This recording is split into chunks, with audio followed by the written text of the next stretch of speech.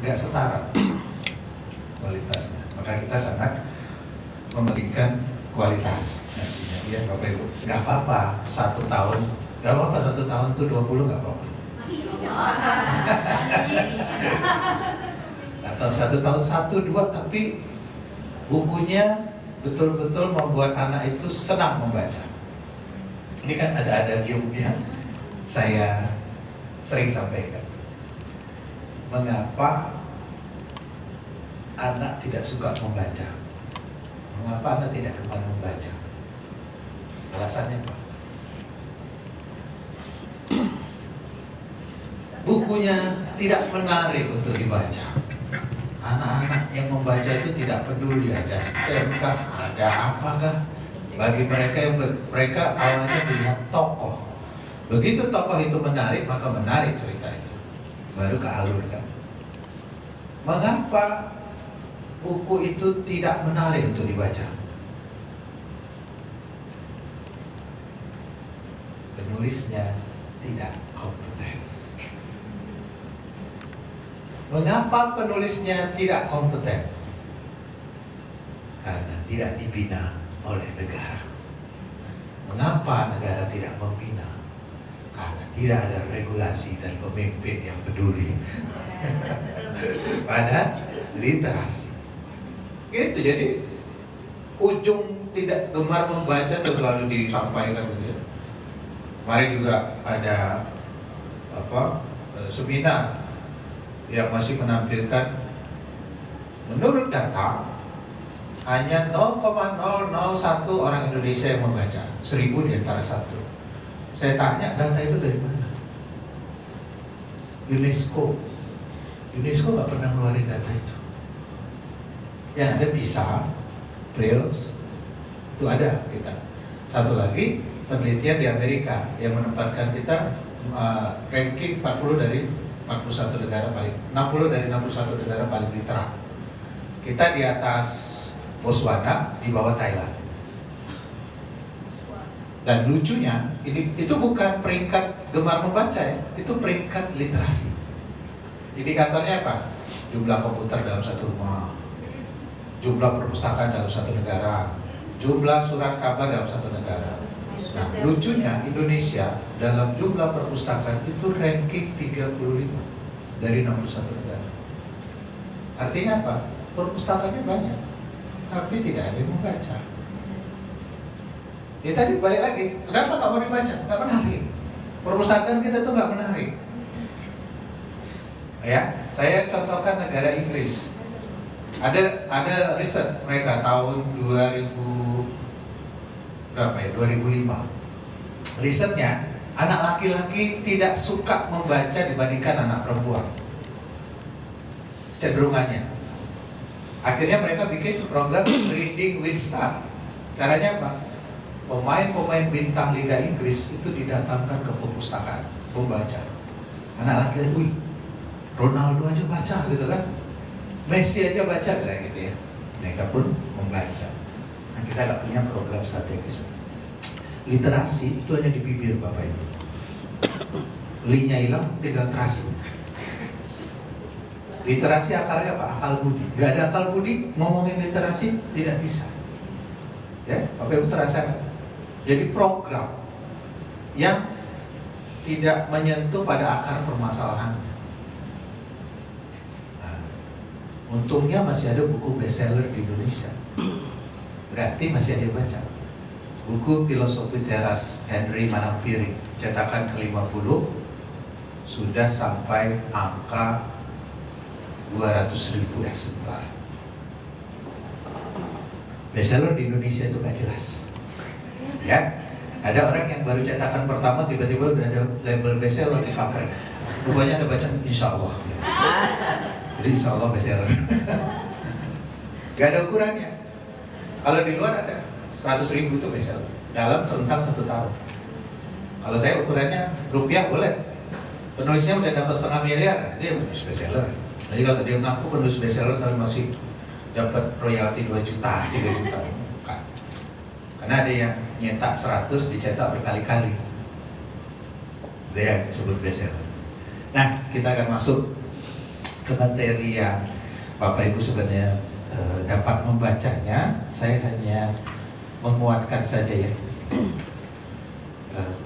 Sebelum perjenjangan buku ini, waktu GLS, Gerakan Literasi Sekolah, zaman Pak Anies jadi Mendikbud 2016 mulai digaungkan, barulah disusun perjenjangan. Saya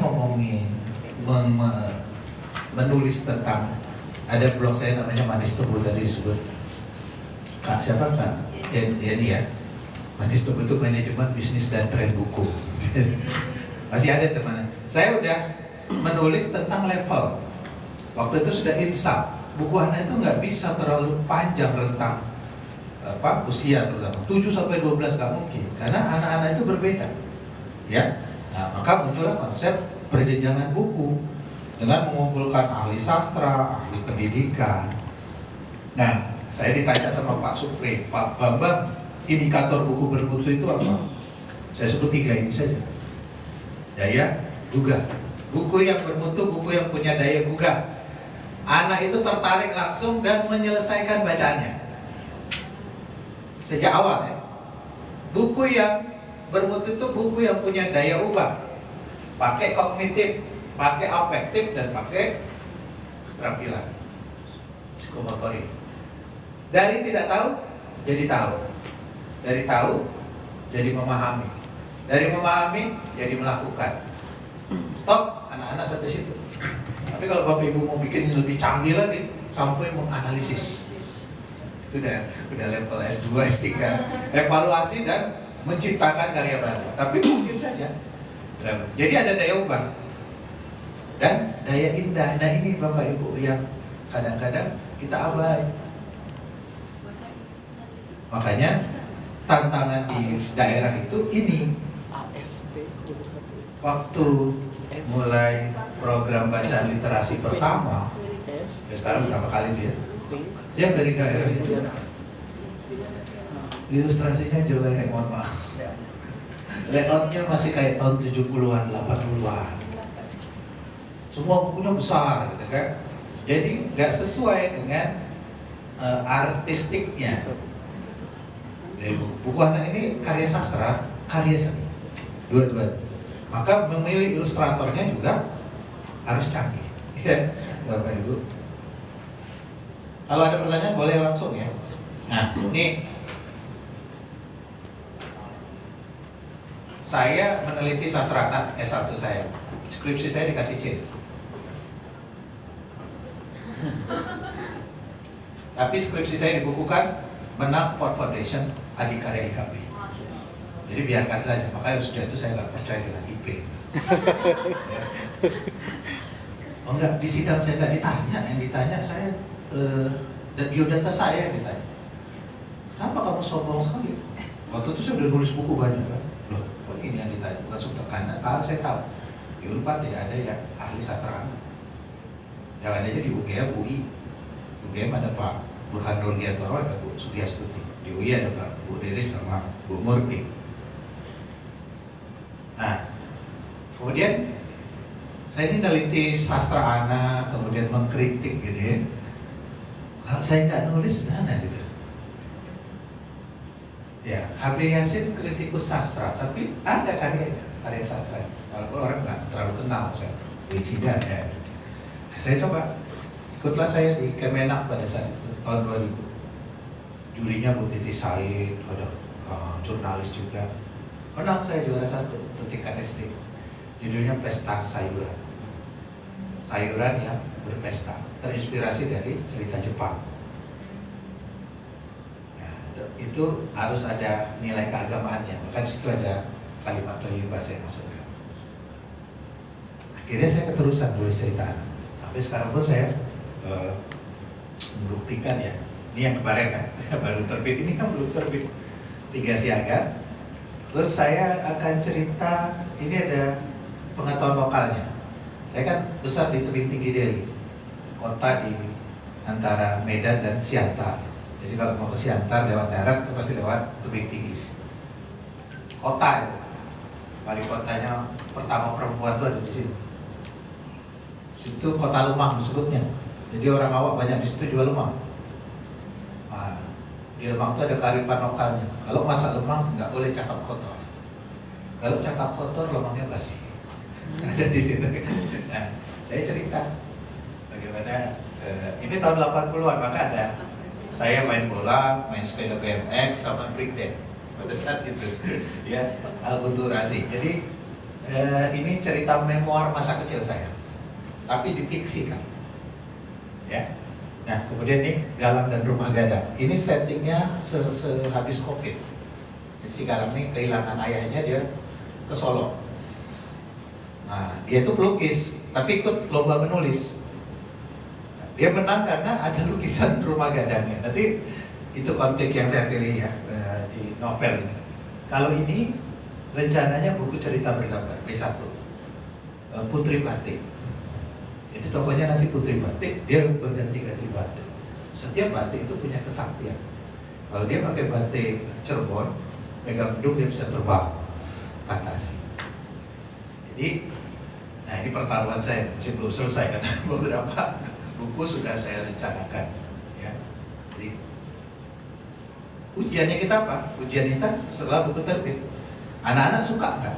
Bukan orang tuanya yang suka. Kalau anak-anak suka, senang. Kayak Bapak Ibu, kalau bisa terhubung dengan pembacanya, dengan memberi akses komunikasi. Bapak Ibu pasti senangnya luar biasa begitu ada, Kak, bagus sekali bukunya, gitu kan? Dia memberikan komentar, berinteraksi. Bapak Ibu juga penting ketika bisa berkunjung ke anak-anak, baik itu ulang tahun atau menceritakan buku. Karena bagi mereka kemarin sudah saya sampaikan, buku itu sesuatu yang luar biasa. Bagi mereka penulis buku itu sudah sangat tinggi gitu, ya, nggak kebayang mereka gitu. Nah, ini gizi untuk anak ya, buku yang gizinya pasti mengandung konten informasi, pengetahuan, keterampilan, pengayaan, hiburan. Bapak Ibu kecenderungannya bukan sama dengan STEAM, bukan menyeimbangkan semua masuk STEAM. Kalau Bapak Ibu bikin buku cerita anak, pengetahuannya sedikit, sikapnya yang lebih banyak, nggak apa-apa. Jadi jangan berusaha menyeimbangkan, oh ini harus ada afektifnya, psikomotoriknya, nggak bisa. Sama dengan harus memaksakan STEAM semua masuk. Jadi kacau lah cerita itu. Jadi tidak menarik. Ya. Nah, ini kalau dibilang muatannya ya begitu. Makanya di Pusbook itu ada buku pengayaan sikap. Berarti sikapnya banyak. Buku pengayaan pengetahuan. Berarti pengetahuan yang banyak. Buku pengayaan keterampilan. Berarti keterampilan yang banyak. Cuma yang dua atas itu pengetahuan keterampilan, hati-hati. Ya tadi mau keterampilan kuliner. Jadi bukunya tentang memasak kuliner. Ya, ada menu, ada ininya, menunya gitu. Ya, ada apanya? Bagaimana bahan-bahannya? Pertanyaannya menarik nggak tuh bagi anak? Terus anak bisa gitu langsung bikin onde-onde gitu? Iya. Kenapa nggak bikin buku non fiksi tentang masak aja? Kenapa harus diceritakan gitu? Ceritanya jadi dialog kan? Ini tepungnya berapa, Bu? Oh, tepungnya sekian. Terus apalagi yang dimasukkan, Bu? Itu selesai ceritanya. Ya. Makanya kalau saya di dulu komite penilaian buku non teks dan juri yang paling kritis. Jadi saya bad guys-nya, orangnya jahatnya. Enggak bisa diloloskan. Akhirnya saya nggak jadi juri lagi. Terus juga nggak jadi buku non-teks, mau pindah ke buku teks karena lebih rumit. Ya, nah ini level kognitif taksonomi belum revisi ya, kita pakai, bisa kita pakai. Jadi Bapak Ibu, belum kognitif. Ki Hajar apa? Ki Hajar Dewantara. Afeksi, belajar di Belanda kan? Dia lebih ke sikap. Tutburi, Handayani, Ingarso, Suntulodo, Iman. Ada satu lagi orang apa? Siapa? Muhammad Safi, pendiri INS Kayu Tanah. Dia kemana? Psikomotorik. Anak itu tangannya harus bekerja supaya dia cerdas. Maka dia pembelajarannya tanah liat, bambu segala macam, keterampilan. Jadi sebenarnya kita ada lengkap. Belum menyumbang kognitif, Ki Hajar menyumbang afektif, Muhammad Syafi'i menyumbang psikomotorik. Cari bukunya Bu, Cara Aktif judulnya. Diterbitkan 3 serangkai. Saya waktu itu menerbitkan ulang. Bukunya tahun 50 diterbitkan ulang.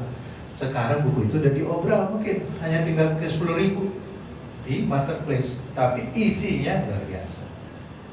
Ya, arah aktif. Arah aktif. Warnanya putih orange. Agak aneh judulnya. Nah, ini perjenjangan buku. Udah hafal khatam di luar kepala? Jadi saya nggak perlu. Ini pendekatannya sebenarnya keterampilan membaca, bukan usia. Usia ini untuk memudahkan kita kesetaraan, ya Bapak Ibu ya. Pernah nonton film Matilda? Belum. Baca buku Matilda belum? Matilda itu digambarkan anak TK yang bacaannya Shakespeare, ya Des Kapital gitu. Ada nggak anak kelas 1 SD yang bacaannya sedemikian berat? Ada Bapak Ibu, cuman itu anak khusus, jenius. Nah, kita kalau di pendekatan perjenjangan ini rata-rata, jadi anak A ini dianggap belum dapat membaca, walaupun dia sudah kelas 1 SD. Anak B1 belum lancar membaca, B2 belum lancar, B3 sudah lancar, C sudah lebih lancar, DE sudah mahir. Ya kan begitu pendekatan. Jadi itu dulu konsepnya Bapak Ibu. Jadi pendekatan utama perjenjangan itu bukan usia, tapi kemampuan membaca. Ada nggak anak kelas 6 SD yang tidak bisa baca? Ada. Konteksnya bisa karena gangguan emosi. Konteksnya bisa karena gangguan lingkungan. Saya mohon maaf ya, anak di Papua kelas 5 belum bisa baca. Karena memang lingkungannya nggak mendukung membaca. Atau orang-orang yang kenapa ada yang ikut lagi kuliah efek kursus ya, kejar paket A, kejar. Nah itu kan orang dewasa yang belum bisa membaca. Jadi konteks perjenjangan itu bisa jadi ada buku untuk jenjang C dikasih ke kelas 1 SD, bisa jadi. Sebaliknya ada buku jenjang B1 dipakai anak C kelas 6 SD ya Bu ya. Nah, itu konsepnya gitu dulu ya. Sehingga kalau ada, mungkin di Bapak Ibu bisa kejadian satu kelas itu ada anak 1-2 yang dia kelas 4 dia nggak bisa baca. Ada situasi tertentu ya. Ada bilang ada gangguan emosional, ada gangguan lain, ada gangguan lain. Nah artinya kalau ada anak itu kita harus ngambil buku yang level rendah dengan tema yang hampir sama, supaya dia juga tidak malu dengan teman-temannya. Yang tadi robot untuk anak B1 dengan robot untuk anak C beda. Itulah maka kita perlu variasi yang banyak buku berjenjangnya. Kalau sedikit nggak ada pilihan, ya. Nah, buku dipadu-padankan kepada anak berdasarkan kemampuan membacanya, bukan fase usia. Jadi kalau ada usia di situ hanya untuk kesetaraan. 07 tahun, 68 tahun, 79 tahun, 8, 10 tahun, hanya untuk kesetaraan. Ya. Nih, sampai di sini nih. Kalau udah C dianggap sudah lancar. Itu anak-anak kelas 5, kelas 6 SD. Baik. Maka perlu didetailkan. Didetailkan. Jadi materi untuk jenjang A itu apa? Gak ada genrenya. Kalau TK gak ada, puisi gak ada. A itu gak ada, gak tambah genre. Ya, udah blend aja semua. Materi buku pembaca usia dini dapat mengangkat tema pengenalan diri sendiri. Aku siapa? Mengapa Allah ciptakan aku? Mengapa Tuhan ciptakan aku? Orang tuaku, kan gitu kan? Pengenalan lingkungan. Ayahku, ibuku. Saya kemarin bikin konsep udah. Jadi waktu kami bikin satu konsep buku kan, kemudian diminta untuk menuliskan. Hebat ibuku bisa jadi apa saja. Hebat ayahku bisa jadi apa saja. Jadi waktu dia ayahnya pergi gitu ya, dia sama ibunya. Oh rantai sepedanya lepas, ibunya bisa memperbaiki. Dia lapar, ibunya bisa memasak. Dia sakit, ibunya bisa dia hebat, ibuku bisa jadi apa saja. Bisa jadi tukang bengkel, bisa jadi guru, bisa jadi dokter. Nah itu kan sedikit apa ya, sederhana aja. Kita buat seperti itu. Ngadu dia. Bentuknya dikasih tahu. Buat buku kain, jenis bukunya bervariasi. Ada yang nirkata, ada yang buku. Ukuran buku tidak dibatasi sekarang Bapak Ibu. Boleh square, bujur sangkar, boleh memanjang, boleh ukuran standar A4, A5, B5 boleh. Ya, atau nggak ada ukurannya tuh mengikuti buah, misalnya buah apel. Anak-anak nggak salah. Ya, pada zaman sebelum ini buku itu diseragamkan. Sekarang enggak. Bersifat sederhana dan akrab. Diksi, nah ini terdapat 5-20 kosakata yang sering digunakan. Yang di bawah itu Bapak Ibu nggak usah dihitung-hitung ya. Ini harus 20 kosakata itu. Dikira-kira, dirasa-rasa aja. Dan penilai juga nggak akan ngitung. Ini lebih nggak dari 20 kata, nggak akan dihitung. Ya, siapa yang mau ngitung-hitungan juri? Cuma terlihat dari visual aja terlihat kalau itu terlalu banyak kalimat, terlalu banyak kata. Struktur bahasa. Nah, ini yang udah mulai sulit, maksimal 5 kata per kalimat. Hitungnya ngacak kalau juri. Ya. Oh, ada yang kebanyakan begitu kan, misalnya kebanyakan 7 kalimat udah. Maksimal 3 kalimat per kalimat, ini kelihatan kali ini. Secara visual bisa kelihatan. Menggunakan kombinasi fonem suku kata. Hati-hati. Anak TK itu nggak bisa kenal fonem yang bagaimana. Nah, nama saya, nama Pak Bambang susah itu. Jadi jangan bikin di anak TK itu nama Bambang. Nanti bacanya dia Bambang gitu. Jadi nyah. Hati-hati di anak-anak ini. Jadi usahakan ya vokal, konsonan, kata, titik. Tapi jangan juga bikin nama tokoh tadi kan. Nama tokoh ada 3, Tata, Titi, dan Toto. Nanti dia bingung gitu, Tata, Titi, dan Toto itu yang mana gitu. Gambar 2 dimensi, nanti kita lihat di ilustrasi ya. Tidak menggunakan, nah ini nggak boleh. Balon dialog, jangankan balon dialog, percakapan nggak boleh. Karena anak itu yang ini belum bisa membedakan mana kalimat langsung tidak langsung, yang ada tanda petiknya, nggak bisa. Ya, tebal 8-24. Nah, jadi dibuatlah aturan seperti ini untuk memudahkan Bapak Ibu, bukan untuk membatasi kreativitas. Maka benarlah kata Romo Mangun tadi, semakin nulis buku cerita anak lebih sulit daripada skripsi. Ya ini ditantang, latihan kan nggak bisa, ya nggak bisa sehari ini kita langsung jago nulis jenjang A, jago nulis, nggak bisa dilatih. Kosakatanya Bapak Ibu untuk kosakata anak-anak banyak gitu. Pertama bahasa daerah kan, kalau kita larikan ke bahasa daerah ya sama gitu. Nah tadi ada pertanyaan menarik kemarin kan, apakah konteks bahasa Indonesia ini sama dengan untuk konteks bahasa daerah? Harus penelitian dulu. Kalau bahasa Inggris sudah jelas ya, bahasa Inggris itu lebih ringkas dari bahasa Indonesia. Di abstrak itu jelas. Abstraknya bahasa Indonesia boleh 150 sampai 200 kata. Bahasa Inggris 100 kata cukup. Jadi ada perbedaan. Jadi intinya ini sebagai pembatas kita aja.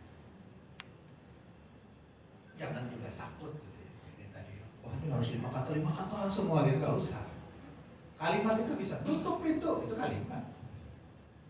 Wah, interjeksi, kalimat. Oh,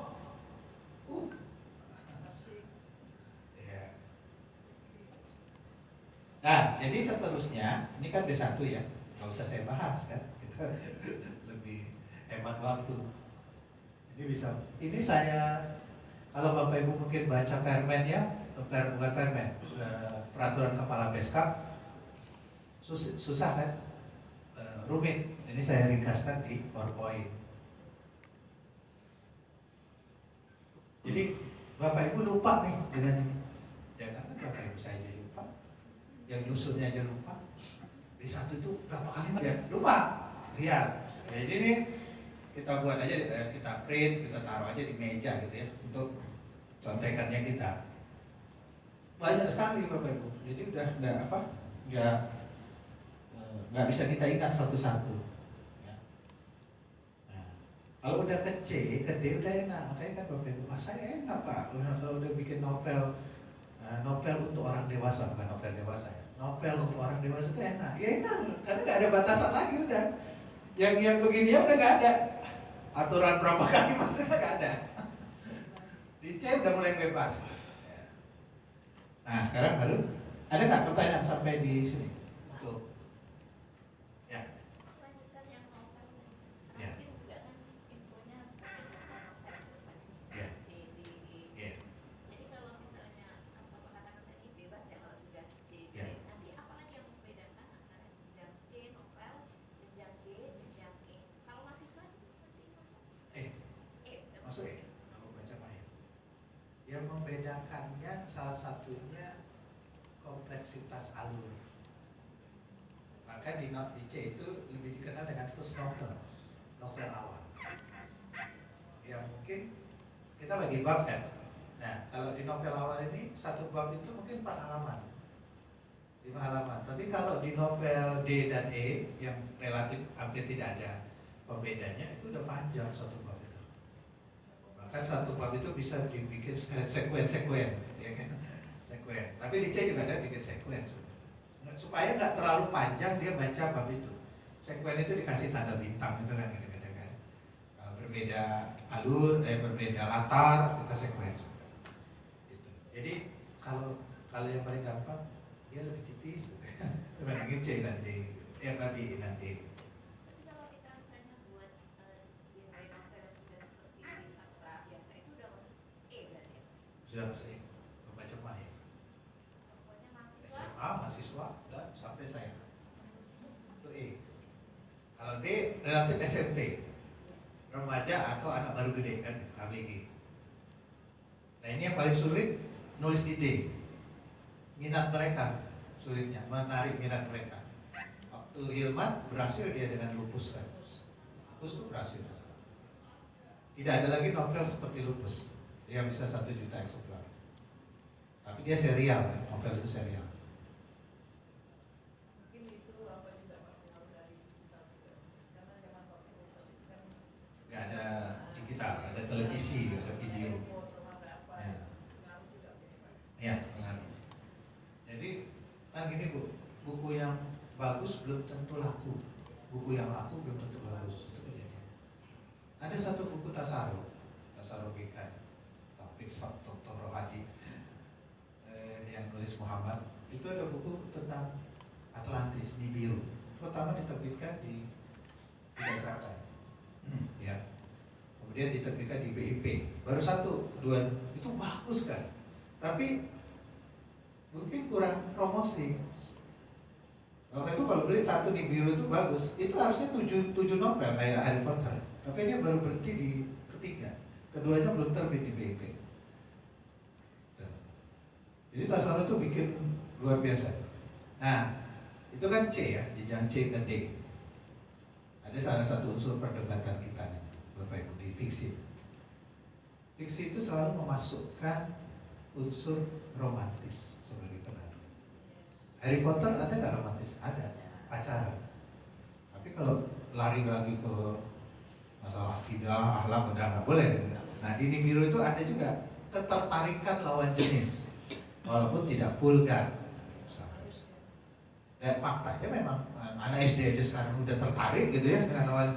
Dia kan lebih ini ya Bu sekarang anak SD itu wanitanya lebih cepat menstruasi, lebih ini sekarang. Nah itu juga persoalan lain. Kalau di yang Ya itu nggak boleh. Di jenjang B1, B2, B3 ada pantangan-pantangan ya yang kita hindarkan. Kalau CDE Pak? Udah mulai masuk. Ya.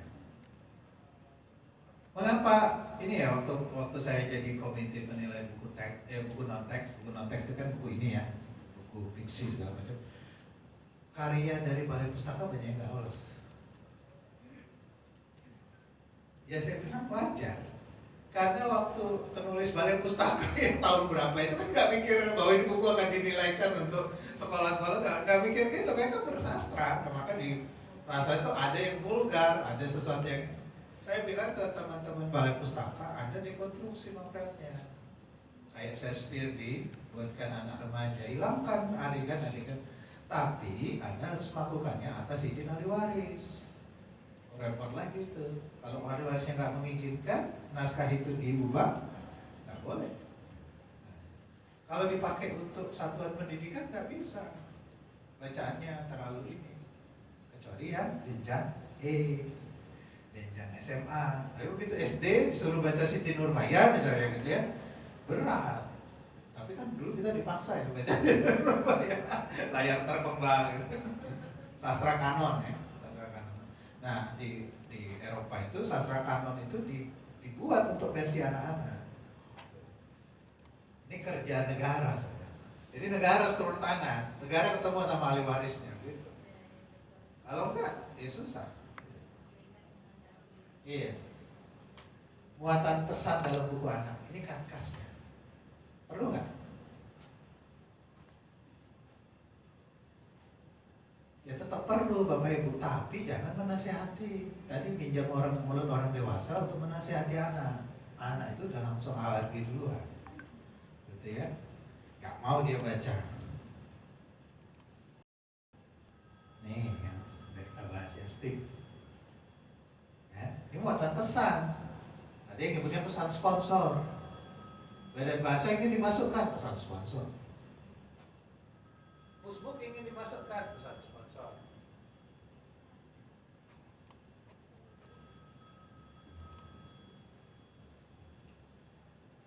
Dulu zaman Freud Impress, semua pesan Orde Baru harus masuk. Ya mungkin kita itu kadang-kadang tidak bebas dalam menulis itu ya.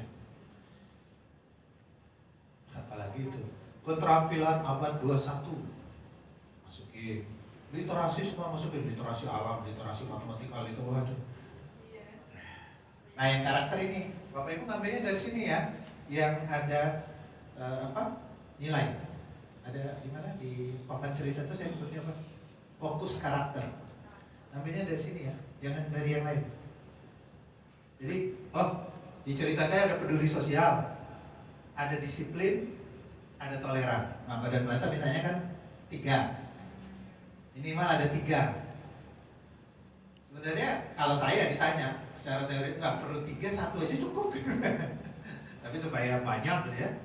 Ini ngambilnya dari Perpres. Nilai-nilai universal itu ya, rasa ingin tahu, semangat kebangsaan harus ada. Di juknis kita nggak tahu nanti ya, nanti kan dijelaskan ada nggak ini fokus karakter, menguatkan profil. Ini pesan sponsor juga ya, profil banyak, beriman, berkebinekaan global, bergotong royong. Kita kadang-kadang iya aja, padahal kita nggak tahu juga itu apa gitu ya. Yang gimana sih berkebinekaan global itu? Padahal udah lengkap di awal ya Pak. Iya. Lengkap di awal. Kalau di global ada sponsor itu tadi. Jadi gini Bapak Ibu, nulis cerita anak lupakan yang ini semua. Biarkan kita nulis. Baru kita nanti sadar, oh ya ada stepnya ya. Tapi kalau mikirin step, saya mau masukkan science, saya mau masukkan teknologi, pasti nggak jadi cerita. Jadi tapi nggak menarik. Cerita itu baru ditelisik gitu ya. Betul. Oh ini ada. Tapi karena Bapak Ibu udah terbiasa, gitu ya, konsep ini udah ada di kepala. Waktu nulis cerita pun akan muncul konsep ini. Ya. Ini pantangan yang membuat buku tidak lolos. Kekerasan. Pak, saya mau cerita perundungan, gimana caranya nggak ada kekerasan? Jangan ditampilkan secara apa adanya. dada Dodo ditendang dengan keras. Nah itu dah nggak bisa. Ya. Seks, pornografi, penistaan sara, bias gender, sadisme, politik praktis. Politik praktis contohnya mengubah nama tokoh menjadi Anies, Prabowo, Amin, ya kan? Udah. Itu ada yang sengaja begitu, mau lucu-lucuan, tapi bahaya. Konsumerisme boleh menyebutkan merek, tapi bukan untuk iklan dan sebagainya. Paham berbahaya. Dan hati-hati yang laten, tersembunyi dia. Ini ada cerita waktu itu di penerbit, saya kritik cerita anak petani yang dia selalu membantu bapaknya di ladang. Dia sekolah. Suatu hari dia diajak oleh temannya anak dokter menginap di rumahnya. Wah, banyak mainan, banyak makanan, kaya kan? Wah, enak banget nih jadi anak dokter, pikir dia kan. Tapi kemudian si ayahnya itu, dokter itu pergi malam-malam karena ada panggilan tugas. Terus dia nanya ke temannya, ayahmu tiap malam pergi? Ya hampir tiap malam, karena dia harus melihat pasien. Dan si anak itu pun nanti berpikir dengan cara anak-anak, ternyata nggak enak ya jadi anak dokter, tinggal terus. Maka aku bersyukur menjadi ayahku seorang petani. Dia kembali ke rumahnya, dia terus rajin membantu ayahnya. Tadi dia males-malesan, enak tuh si itu anak dokter, dia tidak perlu bekerja. Moral ceritanya, ya kamu harus menerima kan, gitu ya, kondisimu, dan tidak semua kondisi yang senang itu berbahagia. Tapi buku ini apabila dibaca oleh anak dokter, bagaimana perasaannya? Si penulisnya nggak mikir ke sana. Dia mikir anak petaninya yang mau diselamatkan dengan mengorbankan anak lain. Harusnya cari perbandingan dokter juga ya. Ya, tapi itu menyelipkan sesuatu hal yang kurang baik pada profesi dokter. Bisa diubah, bisa ditanya. Ya dokter itu menjadi, oh iya ya, nah, aku harus menerima ayahku dan ibuku harus menolong orang. Ya, bukunya udah terbit, udah jadi. Tapi pas dinilaikan, jadi nggak lolos karena ada muatan profesi, ya. Bukan penghinaan profesi, tapi mendiskreditkan satu profesi tertentu. Baik. Nah, dari 5 poin itu, Bapak Ibu sudah memadai belum? Sastrana sudah memadai pengetahuan? Alhamdulillah sudah. Dari pelatihan ini kan nambah juga kan Bapak Ibu. Dari teori yang Bapak Ibu pelajari juga nambah. Dari buku yang Bapak Ibu baca udah. Psikologi perkembangan anak, ada fase-fase. Nah di buku yang saya tulis itu ada di situ. Saya ringkaskan, yang saya taruh PDF-nya. Jenis-jenis buku anak, udah paham ya? Udah kata kan? Ada picture book, ada wordless picture book, ada buku berbab, ada novel anak, macam-macam. Ada komik, bahasa anak, bahasa anak, Bapak Ibu.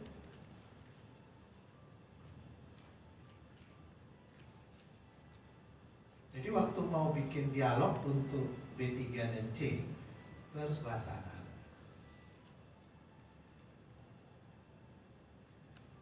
Mengapa kaki ibu berdarah? Mungkin nggak ada anak-anaknya gitu. Kok berdarah bu? Apanya? Itu kaki ibu. Ibu kenapa? Mengapa kaki ibu berdarah? Ada apa gerangan? Jadi nggak mungkin. Ya, itu terlalu nyastra.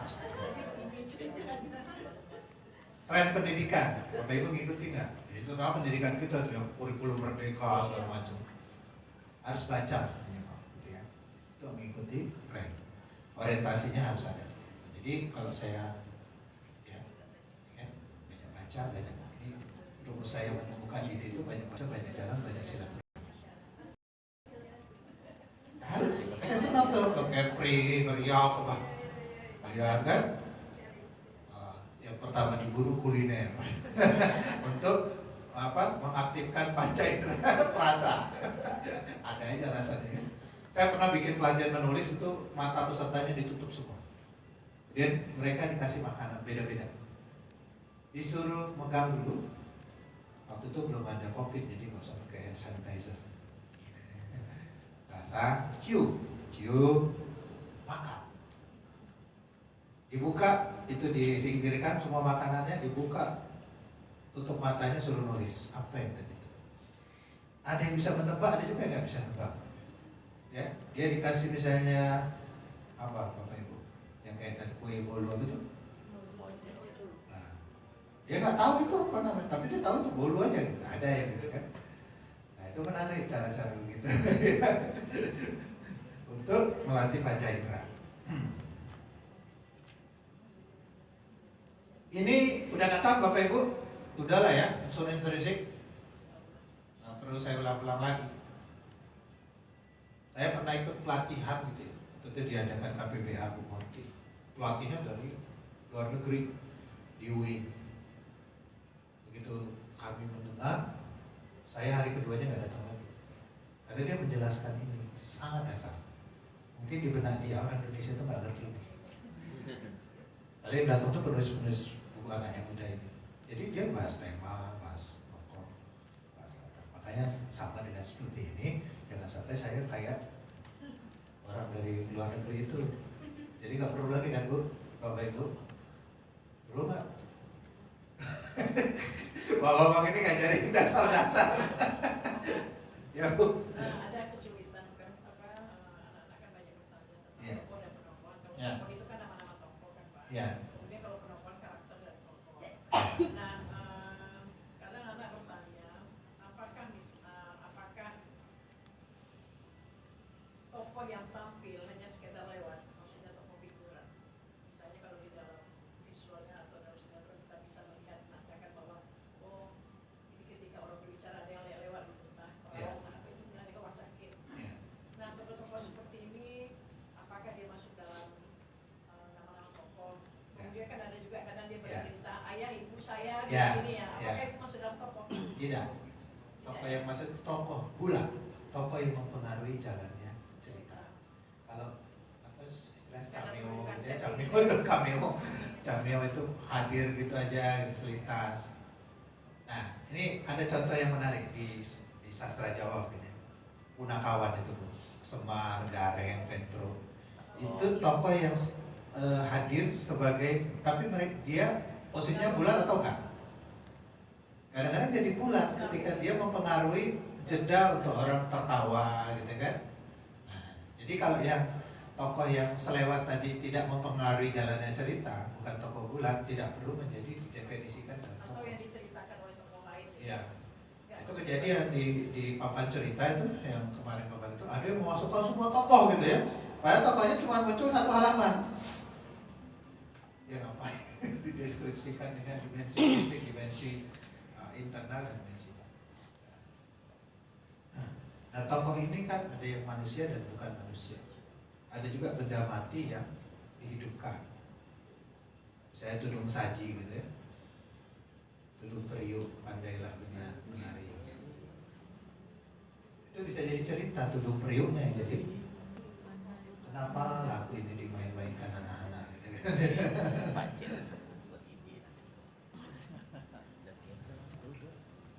Itu tokohnya. Nah ini Bapak Ibu udah bisa lah. Ya ada benda mati dihidupkan. Karena ada punya sifat namanya, kalau baca bukunya Bu Riris, antropomorsitis. Jadi menghidupkan benda mati. Dan pesawat, badannya jadi pesawat. Itu ada sifat anak-anak. Tapi itu anak di A dan B1 gitu. Anak yang udah tinggi enggak, gitu ya. SMP masih ada. Wah itu berarti masa kecilnya kurang bahagia. Ada alien ya, tumbuhan, binatang. Nah ini yang tadi Ibu bahas kan, ada yang dia tokoh datar Bu. Ini nggak perlu didefinisikan. Pendamping tapi datar. Ada pendamping yang bulat. Contoh Bapak Ibu ini gen apa nih? Gen X, gen Y, milenium, kebanyakan gen X yang lahir sama saya 70-an. Saya 71. Apa pandangan Bapak Ibu dengan tokoh film Si Unyil? Oke. Banyak kan? Saya lupa. Ingat nggak karakternya masing-masing? Kalau kita 3 lah temannya Unyil. Unyil, Ucrik, Usro. Tokoh bulat nggak itu? Bulat dalam satu kan seri ya. Bisa dia jadi bulat, bisa jadi datar. Jadi dia tampil 3-3 dia bulat. Ucrik ini penakut, tokoh antagonisnya.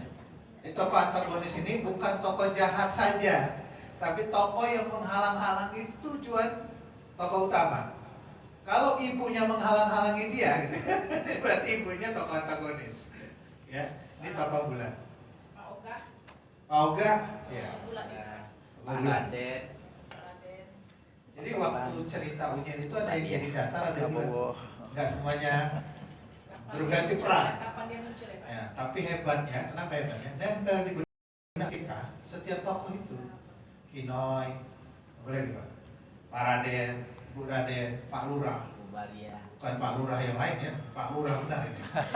Pak Lurah, Bu Lurah dan sebagainya. Sekarang Pak Lurah udah beda.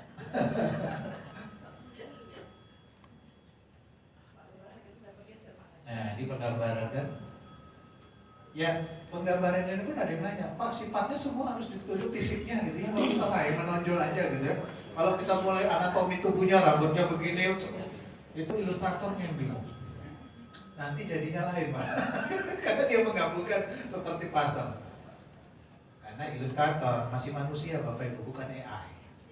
Kalau AI Bapak Ibu tinggal tulis prompt, ini saya maunya gini, jadi. Ya. Ketidaksukaan kadang-kadang kita sebutkan, kesukaan kadang-kadang. Cuma kalau kita menyebutkan ini muncul di dalam cerita. Ada orang yang bikin dimensi internal, anaknya pemberani, tapi sepanjang cerita nggak ada pemberaninya. Jangan lupa ya Bapak Ibu, masukkan dimensi fisik internal muncul di cerita. Kalau nggak muncul, buat apa? Atau sebagai pengganti nama tokoh ya, Pak? Iya. Yang saya kayak jago bersepeda BMX, pasti ada cerita momen dia menunjukkan keterampilan BMX. Kesukaan nasi goreng dan pelajaran IPA. Ada cerita momen aksi yang menunjukkan dia suka nasi goreng dan pelajaran IPA. Tidak suka, dia nggak suka mie instan dan pelajaran prakarya. Ada dialog, dia nggak suka mie instan. Bahaya itu kata ibuku, ada MSG-nya. Tapi begitu Bapak Ibu tampilkan tidak muncul, itu salah satu perhatian Dewan Juri terhadap fakta cerita. Tapi kalau hanya sebagai kata ganti saja dia, Pak, anak yang hobi bermain sepeda BMX itu, pengganti nama Gilang tadi, dia dipakai, tapi dia bukan tidak menunjukkan aksi dia tentang jagonya bersepeda. Oh, itu. Ibu hanya mendeskripsikan. Nama deskripsikannya saya mengganti kata Gilang tadi, anak yang hobi bermain sepeda BMX itu. Tidak boleh Bu, Tidak boleh ya? harus setuju. Minimal di gambarnya Bu. Gilang senang, ini B1 ya, kalau kita bicara B1 kan agak sulit tuh. Kata-katanya terbatas. Gilang juga jago bersepeda BMX. Nah, gambar sprint dia naik sepeda BMX. Ada gambarnya boleh Bu. Tapi kalau nggak ada apa-apa, cuman begitu, nggak muncul di cerita. Makanya kalau di film itu kan dimunculkan dulu si ini itu jago apa misalnya. Ya, mau menceritakan si perempuan ini jago berkelahi. Dia masuk sasana tinju. Waktu ada cerita nanti dia adegan berkelahi, orang udah paham. Oh iya, ada dasarnya dia. Jadi selalu muncul. Baik dalam teks maupun gambar, nggak apa-apa.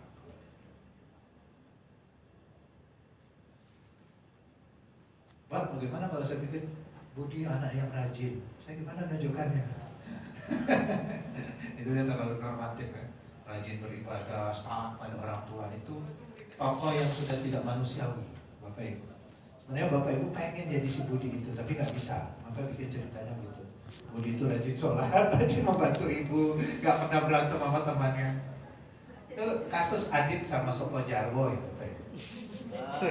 Adit itu terlalu sempurna sehingga anak-anak itu nggak dia benar, mereka bukan si Aditnya, tapi Sopo Jarwo.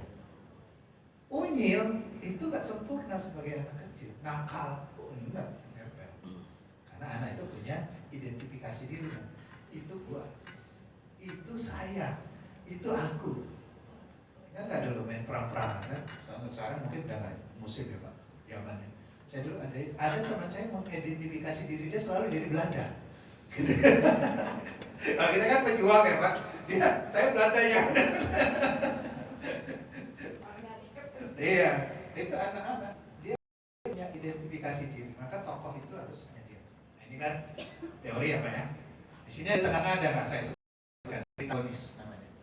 Tapi bisa muncul nggak di B1 tritagonis? Jarang kan? Mungkin dicek kan. Biasanya prota dan anta yang menghalang-halangi tokoh utama mencapai tujuannya. Gara-gara ada tokoh ini maka ada konflik. Kita berenang ke pantai yuk. Oh jangan sekarang. Itu temannya antagonis gitu kan, menghalangi dia. Ada buku anak, beberapanya oposisi biner istilahnya Bapak Ibu. Hitam putih, baik buruk. Bagaimana kalau Bapak Ibu nampilkan semua tokohnya baik? Masalah nggak? Ya, ada indikasinya kemungkinan tidak ada konflik gitu. Tapi nggak masalah kalau baik semua. Cuma baiknya antagonis. Kan tadi saya bilang antagonis belum tentu buruk. Antagonis itu menghalang-halangi. Dengan maksud baik misalnya, oh nak jangan gini, nak jangan gini. Kan ada ibu yang begitu. Itu ibunya antagonis gitu ya.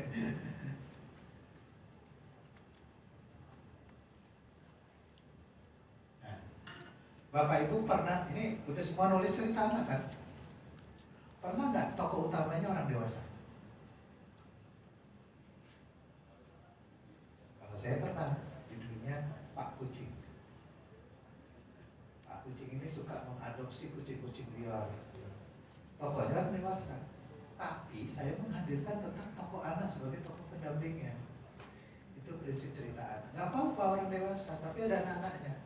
Lebih bagus lagi memang kalau tokohnya anak-anak. Nah, coba Bapak Ibu bermain-main dengan begitu ya. Main tokoh gitu ya. Wah, hari ini saya mau bikin tokohnya orang dewasa. Tapi ceritanya tetap cerita anak.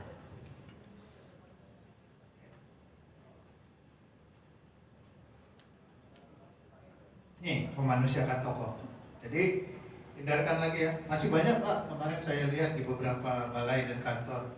Dodi anak yang rajin dan selalu patuh pada kedua orang tuanya. Dodi juga dikenal sangat rajin membaca sehingga selalu menjadi juara kelas. Dodi selalu salat 5 waktu dan rajin berdoa. Ia pandai mengaji dan suka berbagi. Teman-teman sangat menyukai Dodi karena ia tidak sombong. Nah, ini imajinasi angan-angan ibu, bapak ibu yang nulis pengen jadi si Dodi. Dulu nggak gitu saya, nakal. Bagi anak ini aneh, anak seperti ini. Dia nggak bisa identifikasi dirinya. Jadi Dodi rajin membantu ibu, tapi nilai matematikanya selalu 5. Oh itu saya. Nggak ada yang sempurna, semuanya sempurna. Jadi lihatlah tokoh anak-anak itu.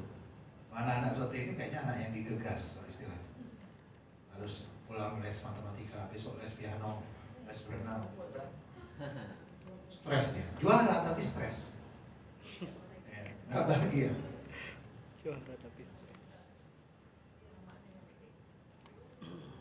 Nah, ini yang udah kita bahas kemarin ya. Dominasi tokoh dewasa ini sering kalau dalam bentuknya dialog. Jadi tanya jawab, penasehat. Mengapa kita harus menghemat air, Bu? Soalnya air bersih sekarang semakin langka. Ibunya jadi ahli lingkungan. Tapi supaya logis dibuatlah ibunya seorang peneliti air. Nah, diada-adakan. Ya, insaf ya Bapak Ibu ya. Jadi nanti nulis cerita Anda ingat aja wajah saya dulu.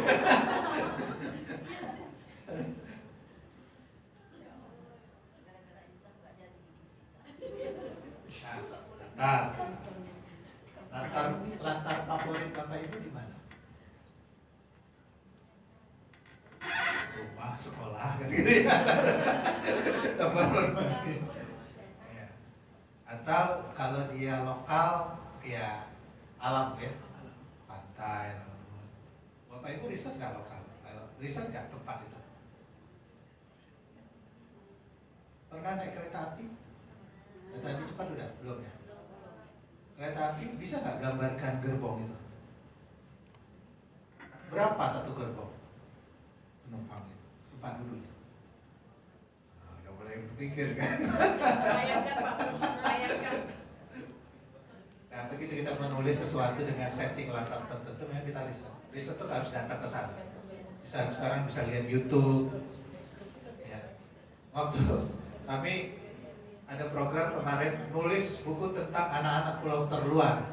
Penulisnya nanya, Pak, saya harus ke sana nggak? Ya gimana Bu, biayanya ke sana? Saya bilang, Ibu buka YouTube, cari kata kunci anak pulau ini misalnya ya, anak pulau itu ada. Lihat anak-anaknya bagaimana kehidupannya, pakaiannya kayak apa.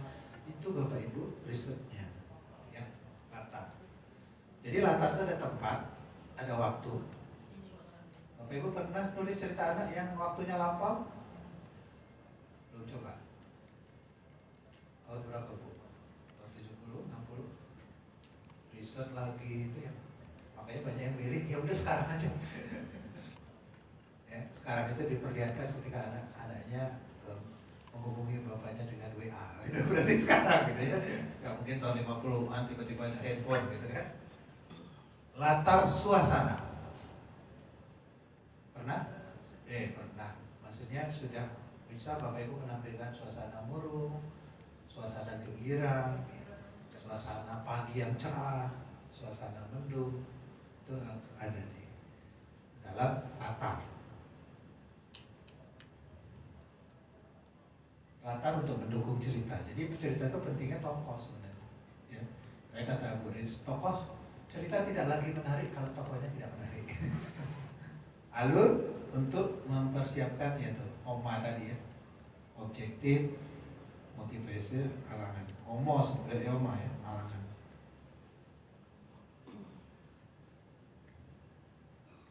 Konflik bukanlah konflik yang tajam. Cerita sedih dapat dimasukkan, tetapi akhir cerita harus yang bahagia. Sudut pandang orang pertama, orang ketiga. Ada nggak double sudut pandang? Jangan ya Bapak Ibu, itu novel yang C, yang D boleh tiba-tiba berganti sudut pandang gitu ya.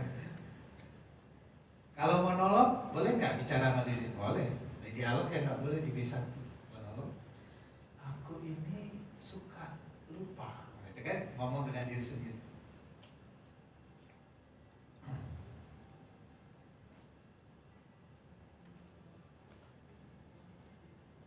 Sudah. Mari kita lihat yang STEAM ya. Saya tadi menampilkan satu contoh.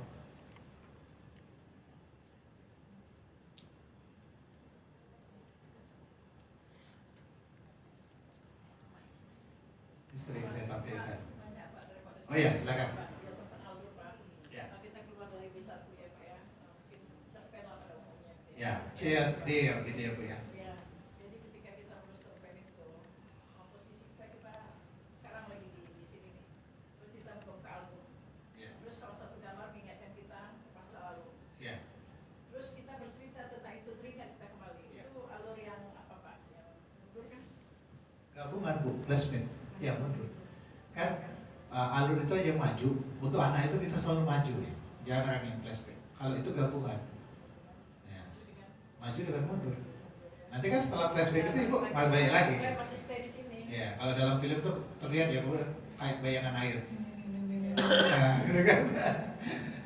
Ya, itu biasa sekuennya beda lagi ceritanya. Nah, kalau udah kayak beberapa novel orang dewasa itu memang sudah rumit tuh. Masing-masing orang itu punya konflik sendiri-sendiri diceritakan. Itu makanya kalau di dalam film sinetron panjang karena tiap orang diceritakan serialnya. Hari ini nyeritain sini, besok nyeritain sini. Ini udah sempat lihat tadi? Iya. Teh manis untuk ibu. Ini monolog ya. Dialog tapi ibunya nggak ngomong. Ini cara kita salah satu tuh B1. Ibunya nggak ngomong. Karena kalau ngomong nggak boleh kan. Bu, yuk main bola. Ibu kenapa? Oh, ibu sakit. Tapi dikasih dengan gambar. Dia berdialog. Ini gambarnya pakai AI. Ibu pasti kelelahan.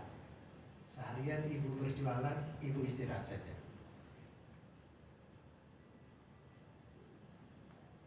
Nah, secangkir teh manis ibu pasti suka. Aku sudah bisa loh buat teh manis sendiri.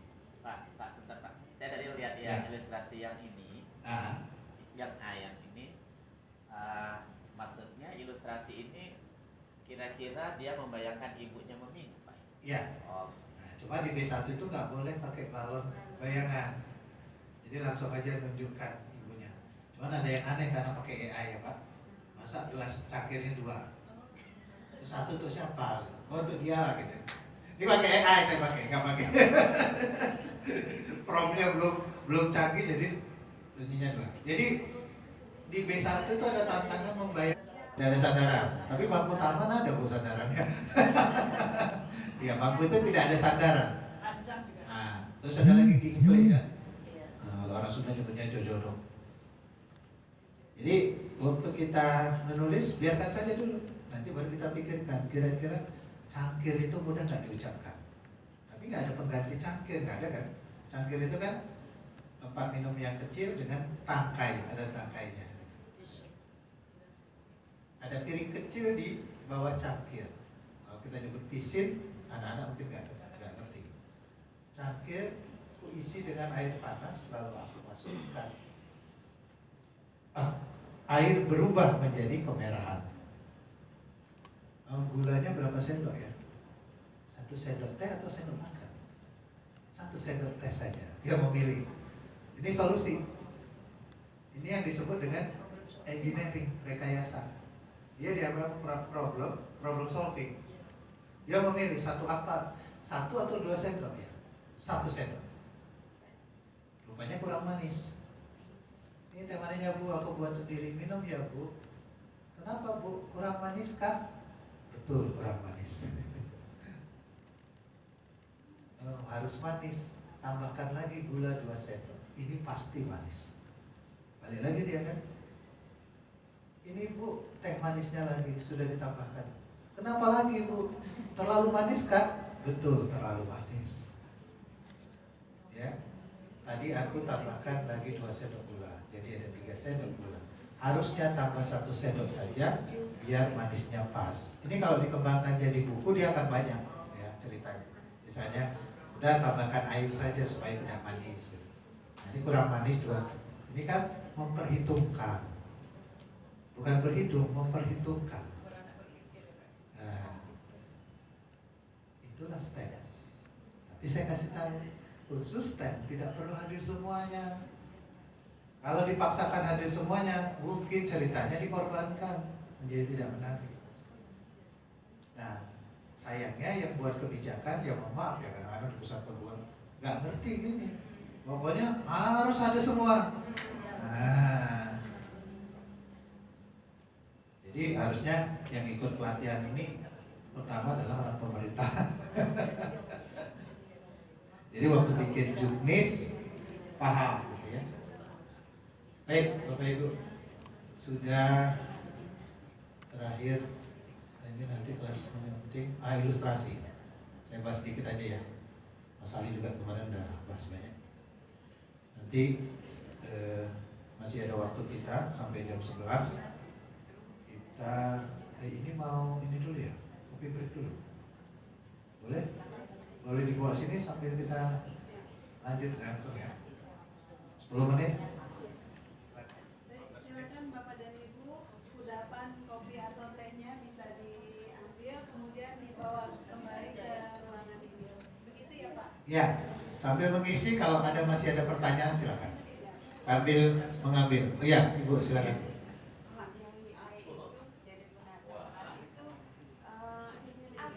Boleh dipakai secara legal Ya. gitu atau gimana? Pertanyaan bagus. Ilustrasi AI itu boleh dipakai nggak? Masih perdebatan. Sebenarnya boleh saja citasinya, rujukannya ibu pakai AI dari mana? Dari Bing misalnya atau dari OpenAI, kemudian promptnya nama ibu. Masalahnya bu, ini diterima nggak sama pusat perbukuan sama badan bahasa? Pusat perbukuan malah nanya ke saya, Pak Bapak boleh nggak? Belum diteliti. Iya, jadi kita harus cari perbandingan dulu di negara lain. Karena kan ini bukan manusia itu ya. walaupun bagus gitu, tapi udah kelihatan itu AI. Nah, coba kalau untuk kayak presentasi gini, ya nggak apa-apa. Saya karena kan bukan untuk lomba. Gitu. Ibu misalnya mau bikin sendiri aja, nggak untuk lomba, nggak apa-apa. Kalau untuk lomba, mungkin kan orang gini, wah enak banget dia pakai AI, yang lain enggak, gitu kan. Gitu. Karena kalau Pinterest itu kadang kan Pak, kalau kita ambil ada juga teman yang kena Kenapa? ya Salah citasinya. iya Nah, citasinya harus benar. Citasinya itu, Pinterest itu kan nama aplikasinya, Bu. Yang buatnya siapa? Ada di situ. Kalau kayak Canva ini, kita ambil gambar Canva nih. Itu ada titik 3 itu kan, Bu. Klik aja. Itu ilustrasi punya siapa? Ah, tulis namanya itu Memang benar. ada yang free, ada yang Canva kan memang ada Ya, yang Pak. bebas, ada yang Iya, saya kan pakai yang berbayar, tapi yang ada di Canva itu semua sudah bebas dipakai. Ya. Misalnya akan ada pertanyaan di daerah. Ya. Misalnya mereka kan mau ilustrasi dari AI itu. Ya. Apa gimana jawaban kita? itu masih Jadi yang tadi beda saya di masih diperdebatkan kalau itu kan kalau dalam Islam subhan. Kalau subhan tinggalkan dulu. Belum ada fatwanya. iya iya iya Kalau ada fatwanya halal, oke. Jadi tetap dengan ilustrator ya. Ya, kecuali kalau kayak model presentasi gini ya. Ada. Saya buat buku sendiri untuk disebarkan, saya pakai nggak apa-apa. Tapi untuk lomba nanti panitianya bilang nggak boleh misalnya. Udah. Itu jawabannya Betul. Ya, subhan aja bilang meragukan. meragukan ke satu jawaban. Jadi untuk pribadi boleh ya Pak Untuk pribadi. Pribadi. boleh. walaupun komersil Ya, iya, ibu mau bikin buku untuk bikin buku elektronik, mau nggak apa-apa. kalau di Atau- Pinterest saya pakai Ya. Pak Kalau Sama untuk nyaman. lomba, nah itu tadi lomba, ibu mungkin gara-gara itu jadi nggak lolos bisa jadi. kasih Pak Ya. Ada lagi pertanyaan?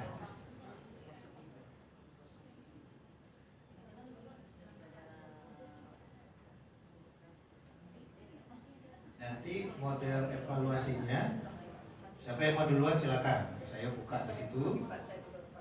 Ibu menjelaskan serbas ringkas, baru kita tanggapi. Nanti peserta juga boleh tanggapi, ya. Supaya konsep kita menjadi lebih matang. pusing sendiri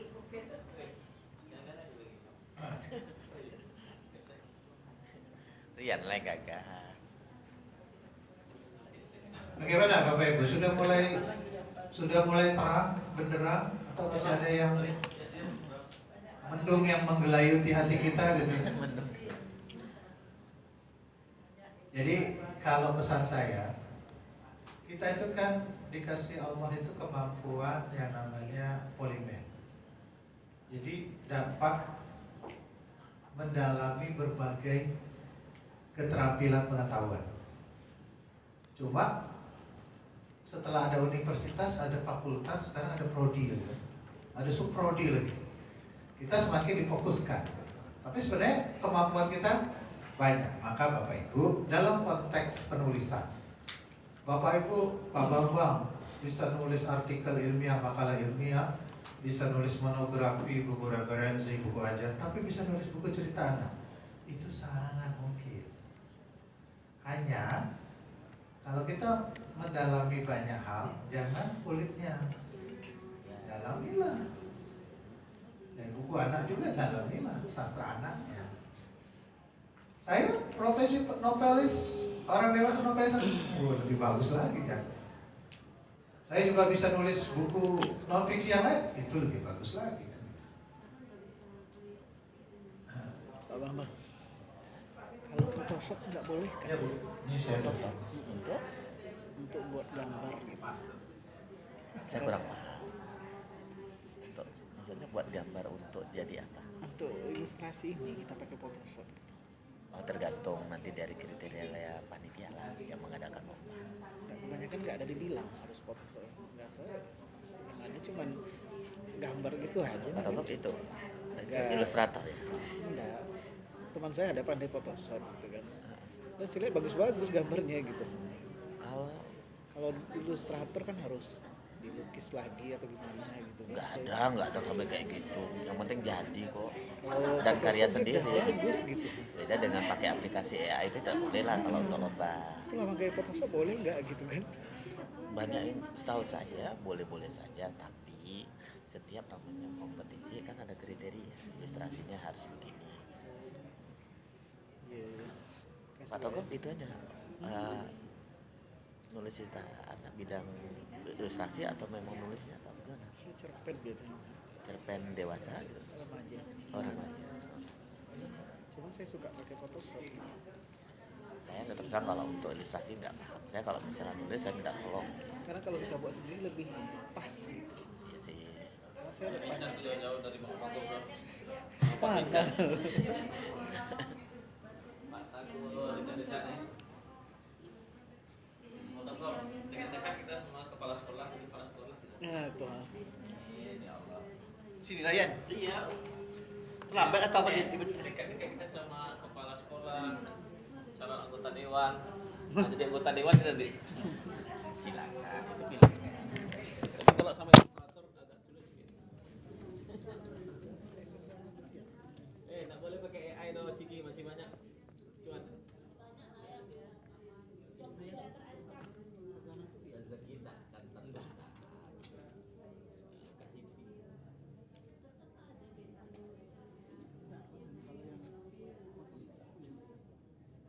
bang, pandai bang. Tapi kan harus animasi. Saya kemarin Terus dia foto besoknya, anaknya jadi edit ya. gambar ya. Saya bolak balik saya. Jadi kalau saya ingin dia bansal saku kan, saya bawa dia ke bansal saku. Saya suruh dia motor pakai HP mesin parut saku, kan? Dan suruh dia melukis. Kalau salah-salah nanti ada plagiat Yang nama dua foto apa lah yang sampai 5 nih. Sebelum ada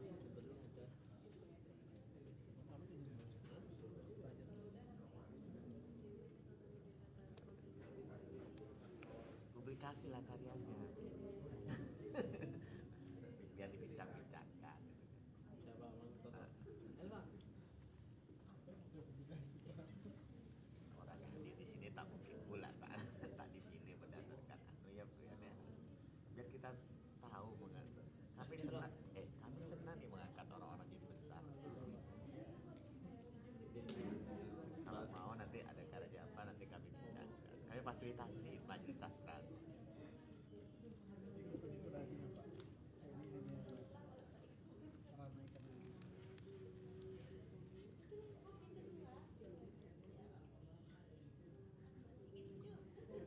yang pertama selalu kira itu kita masuk ke cerpen. Jadi kan yang apa? Yang pertama kira musik kalau macam cerpen Masa politik. Terus konsisten.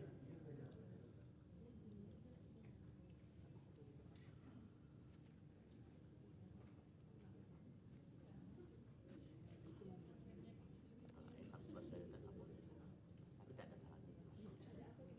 Karena aplikasi itu waduh.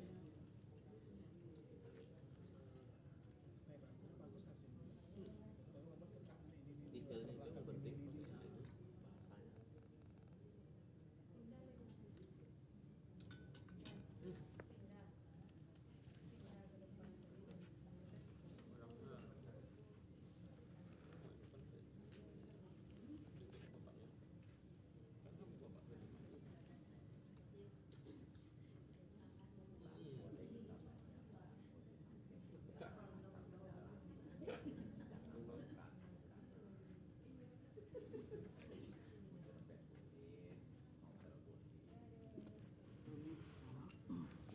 Pak Togop. Ada karyanya nanti saya besarkan nama Pak Togop. Nggak ada Pak. Malu saya kalau ditanya.